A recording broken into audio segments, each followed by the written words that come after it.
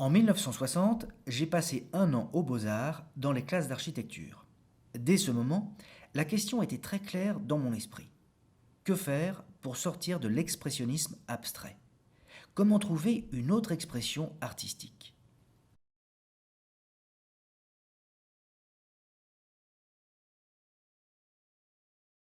Quand tu commences, tu ne sais pas quoi peindre.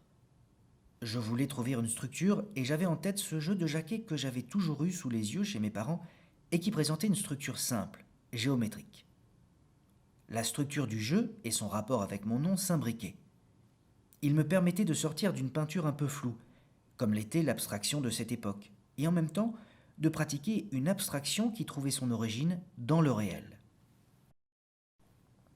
En 1961 et 62, avec les images d'Épinal, puis les camouflages, la figuration commence à apparaître dans mes peintures. L'imagerie populaire d'Épinal m'intéressait parce qu'elle correspondait à la naissance d'une communication large. Par l'image, je recherchais, dans une même logique, des formes simples, comme des éléments préfabriqués. D'autre part, et sur un tout autre plan, ces images étaient des commentaires critiques. Le point de départ était de peindre avec des masses de couleurs vives juxtaposées. J'avais décidé de ne peindre qu'avec 6 couleurs, les couleurs de l'arc-en-ciel. Dans les camouflages, le travail de la couleur est devenu une sorte de coloriage, et beaucoup d'images d'ailleurs étaient empruntées à des albums de coloriage pour enfants. Il s'agissait de superposer deux images pour en créer une nouvelle. Je redessinais au trait des tableaux et je leur superposais un objet, comme la pompe à essence sur la Vénus de Botticelli. En 1964, j'ai exposé les camouflages chez Alexandre Yolas à New York. C'étaient des pièces se rattachant complètement au pop. J'ai rencontré Warhol, Castelli, Lichtenstein. À ce moment-là, les rapports étaient très croisés. C'était une sorte de va-et-vient constant sur la scène artistique, des interférences d'un atelier à l'autre. J'aimais cette idée du camouflage qui me permettait par exemple de reprendre immédiatement après leur création des tableaux du pop art. Quand je me suis aperçu que Lichtenstein s'était emparé d'un Picasso pour le transformer, je me suis approprié son œuvre pour en faire un camouflage. Un camouflage d'un Picasso qui était un Lichtenstein. La réalisation du Déjeuner sur l'herbe en 1964 a produit une cassure esthétique avec cette première période. J'ai repris les éléments de l'œuvre de Manet en les simplifiant. Cette œuvre adopte la technique du report sérigraphique sur toile qui me convenait mieux que la peinture à l'huile. Ma peinture est devenue totalement mécanique avec le Déjeuner sur l'herbe. Toute l'image a été composée comme un plan fixe de cinéma. Il s'agissait ensuite de traiter cette image par un éclatement du point de vue qui la rendait picturale. Tous les éléments de la période des jeux de jaquet et des camouflages étaient à la fois repris et transformés.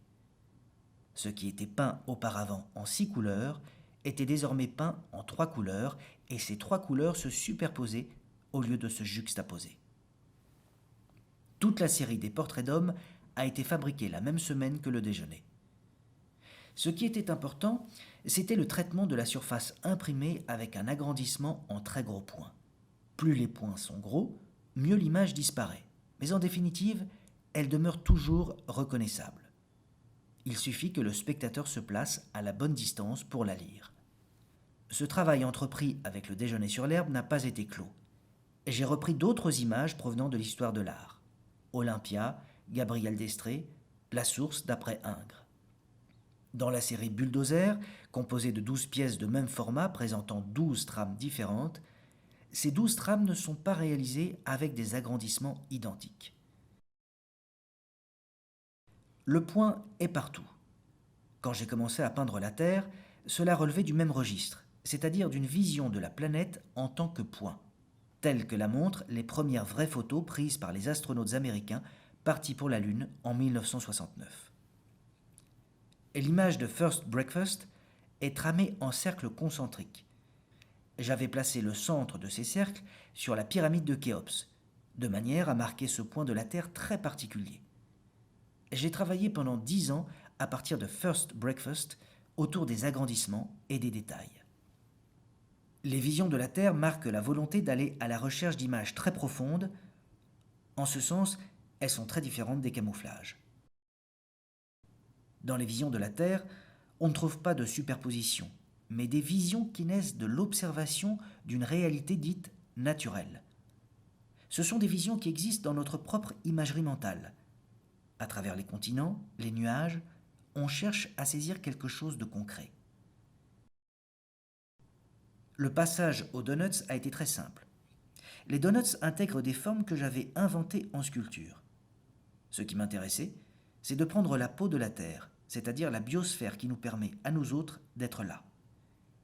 J'ai effectué des simulations en 3 dimensions à partir desquelles j'ai choisi les images qui deviennent des peintures. Quand les images sortaient de l'ordinateur, elles étaient traitées en robotique pour fabriquer mes tableaux. Ce sont des machines utilisées dans l'industrie qui projettent des encres et peignent au pistolet. Elles permettent de travailler sur des supports de 6 mètres de large. Il y a dans mon travail des rapports internes entre des éléments récurrents et évoluants d'une période à l'autre. Il existe une épine dorsale dans mon œuvre, avec à la fin un retour au point de départ, mais un retour au point de départ en étant allé en chemin un peu plus loin que d'habitude dans la question de la reconnaissance du réel ou de son absence.